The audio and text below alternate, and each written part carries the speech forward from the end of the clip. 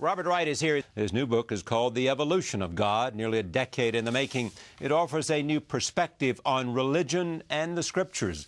I'm pleased to have Robert Wright back at this table. Welcome. Thanks for having me. Tell me what you see, this pattern, which in the essence of this book, this pattern in the evolution of Judaism, Christianity, and Islam. Yeah.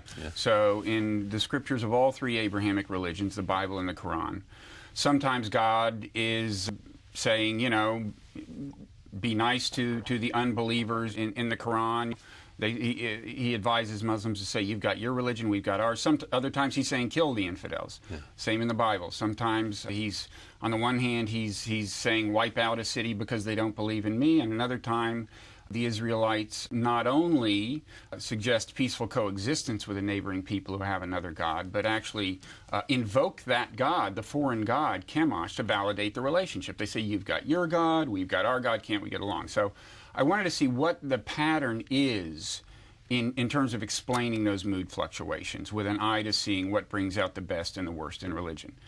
And the basic idea is pretty simple. When people look at another group of people and think that they can benefit from peaceful coexistence, from collaboration, cooperation, or just coexistence, they will usually find a basis for tolerance in their religion.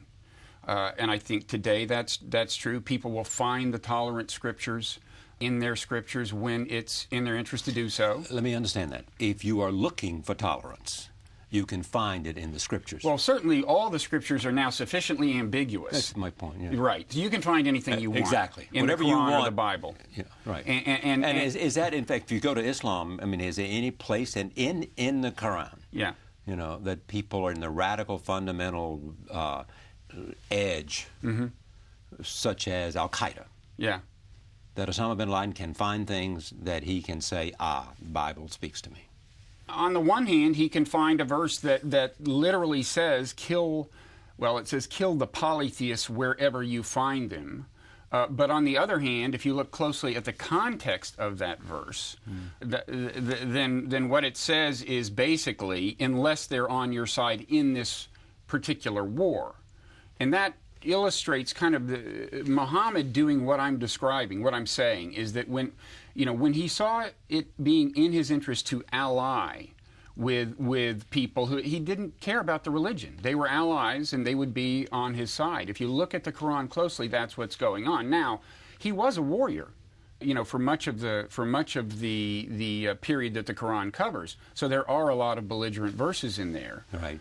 But it's clear in context that I would argue it's actually not fundamentally about religion. And I argue that the religious conflicts today are not fundamentally about religion, the so-called religious conflicts. Of course, it's true that people will always manage to invoke their religion to justify the killing they do, just as they'll manage to invoke patriotism to justify killing if it's a nationalist war.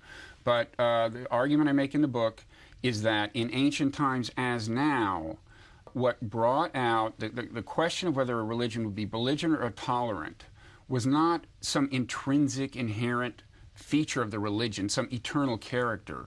It was much more about facts on the ground, what's in your interest to do now. There's much more pragmatism to religion than I think is appreciated. Suggesting that religion was created in order to? Well, I mean, I start the book, you know, the term the evolution of God in the title refers to the evolution of ideas about God. It's about what anthropologists call cultural evolution. And I start back in hunter-gatherer days, when, so far as we can tell, every society on the planet believed in many gods. Right. And at that point, religion is not what we think of as religion today, in that it didn't have much of a moral component at all. It wasn't about doing good. It wasn't about don't cheat, don't steal. There's no code there. No, because hunter-gatherer societies, you've got 30, 40 people. There's not that much of a problem keeping people in line, really. Yeah.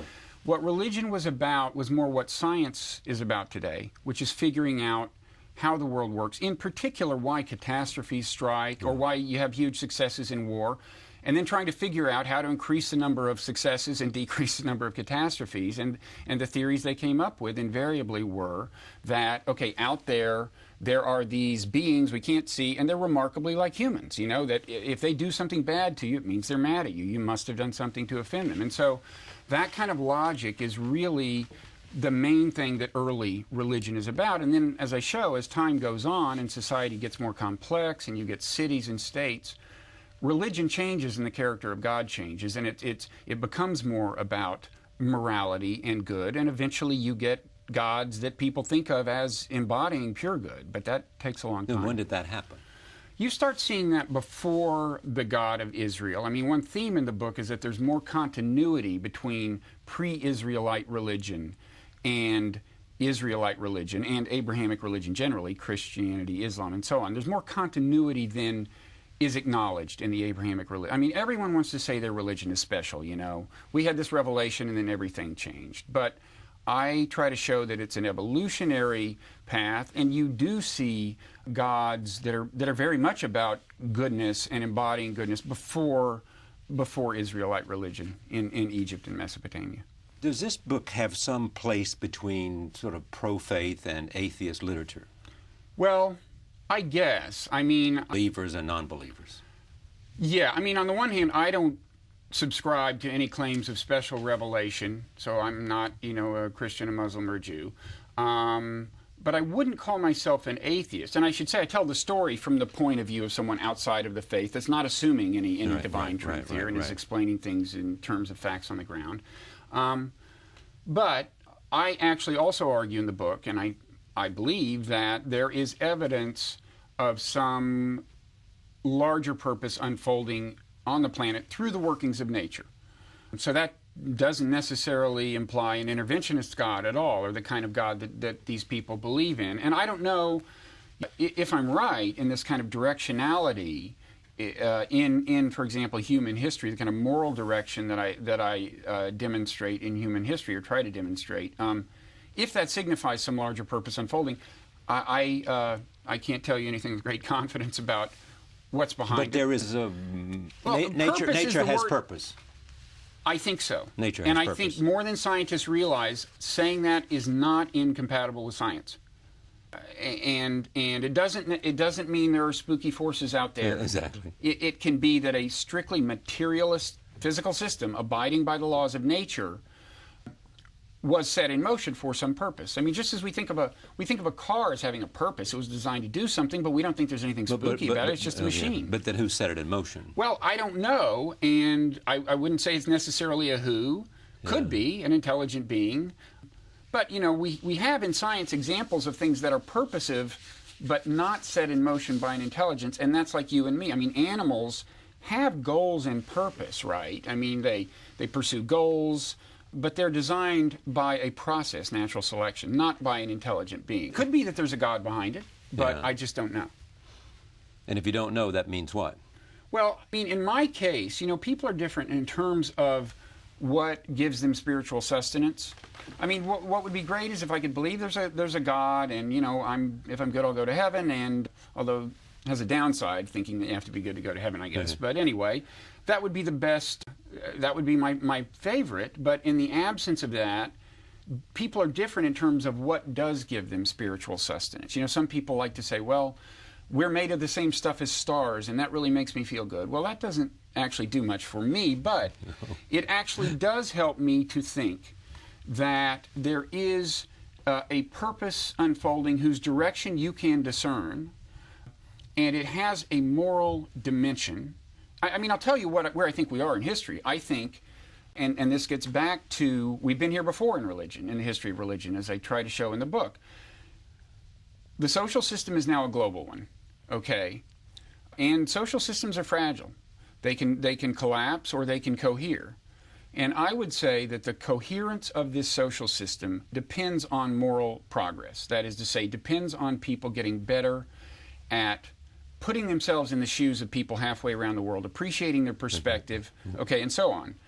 So things seem to be set up such that the kind of salvation of society in the kind of Hebrew Bible sense of the word, just meaning holding the society together, depends on moral progress. And I argue that actually that's been the case again and again, and religions have played a role. Exactly, that's where I was coming. So what role has religion played? Well, they have given the framework to find the moral purpose. The religion of the Israelites apparently succeeded in uniting 12 tribes that had previously not been united. So Christianity helped the Roman Empire cohere. Islam founded a multinational empire. Time and time again, religion has played a role in expanding the social system and bringing people who were previously not in the same tribe into the same tribe. I mean, the story of history at one level is the story of expanding social organization. I'm arguing that that expansion entails a kind of moral progress because people have to expand their moral circle and say, yeah, okay, those people they're part of us, they're one of us too. Right. Okay, different nation, but we're in the same empire. They're one of us too.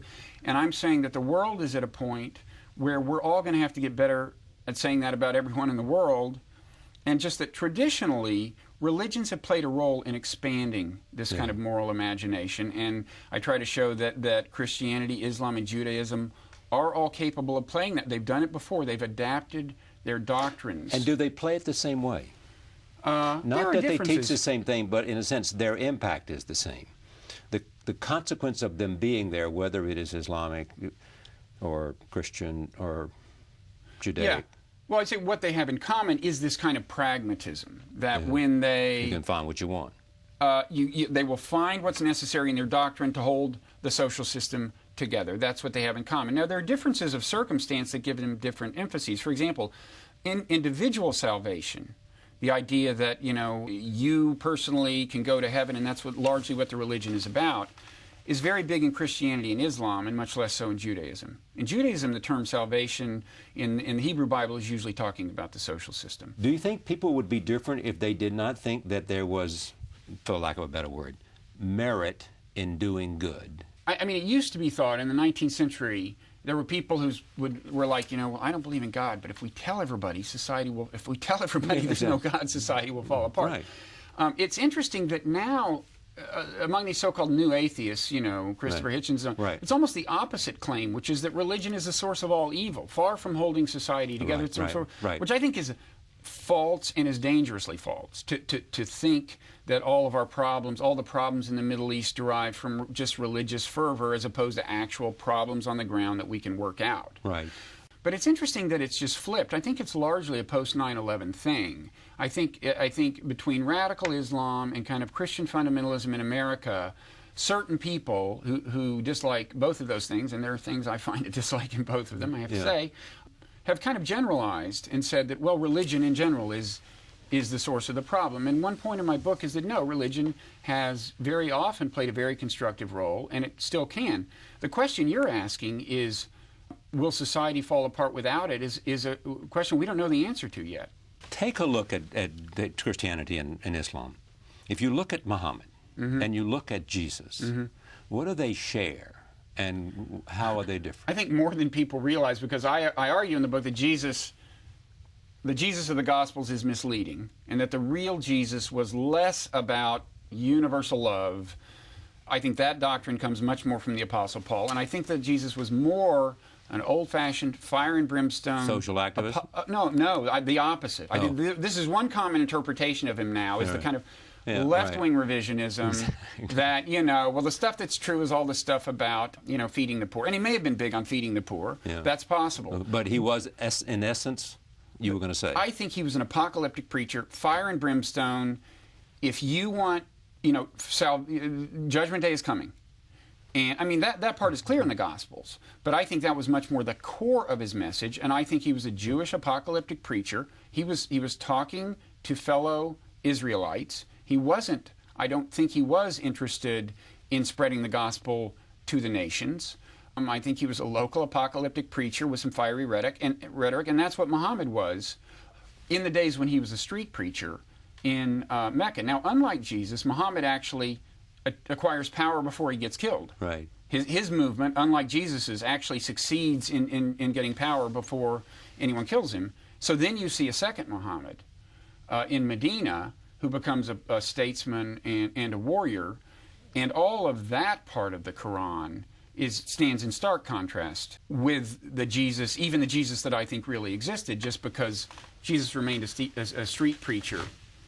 Of all the fire and brimstone preachers at the time, and to succeed and to follow, and all of the qualities that Muhammad had, why did those two succeed?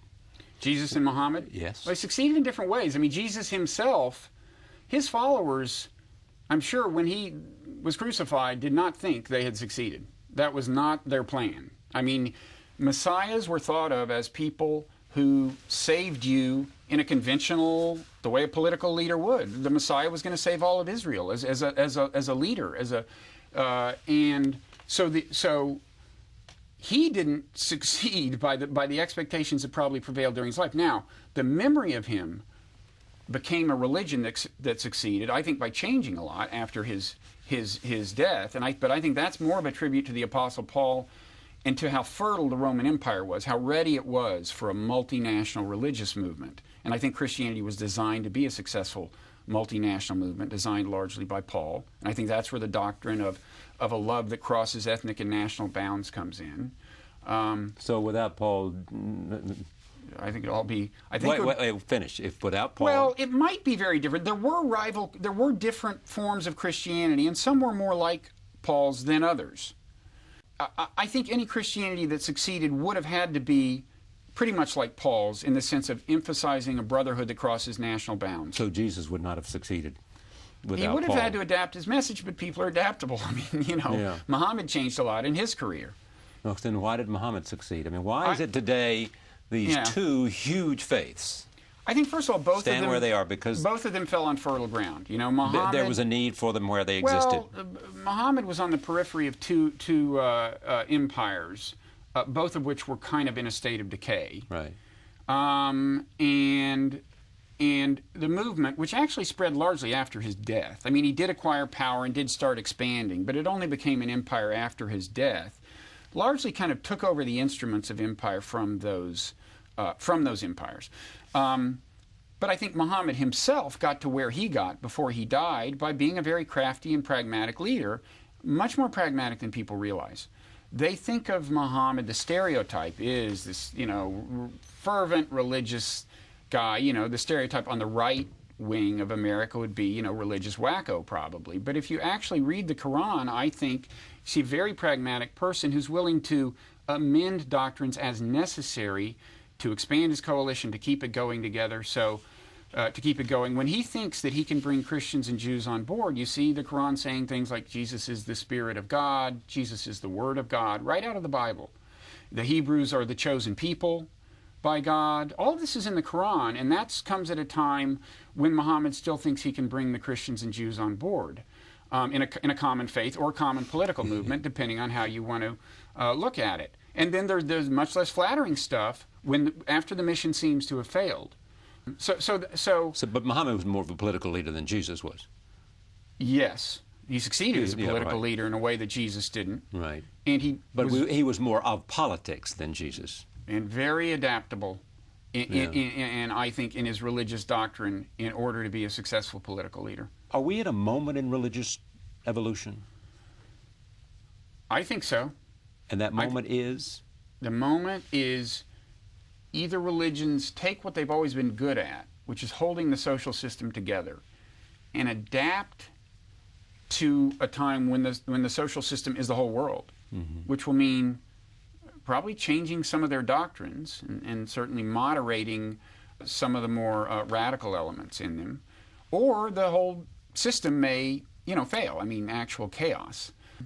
I think that's the moment that we're at, and there's simultaneously this challenge from science that compounds the problem, and is reducing the number of kind of well-educated people who are professing religion. So you have these two challenges happening at the same time.